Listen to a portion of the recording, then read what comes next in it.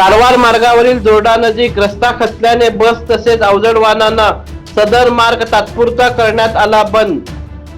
कारवार बेळगाव मार्गावरील जोरडा ते कुंभारवाडा गावाच्या मध्ये असणाऱ्या दुपणे नामक गावाकडे रविवारी सायंकाळी 5च्या दरम्यान दांडेली येथून उडवी येथे बस जात असता अचानक रस्ता मध्येच खचून बसचा पुढील टायर सदर खड्ड्यात अडकला, तर सुदैवाने बस रस्त्यावर न कलंडल्याने मोठा अनर्थ टळला।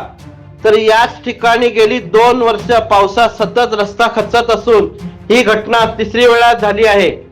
त्यामुळे कायमस्वरूपी तोडगा अजूनही निघालेला नाही।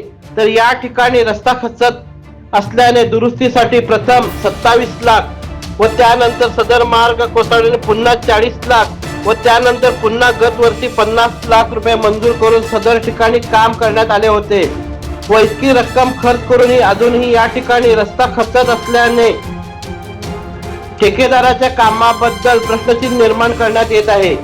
तर सदर अडकलेली बस रात्री 9च्या दरम्यान जेसीबीच्या सहाय्याने बाहेर काढण्यात आली।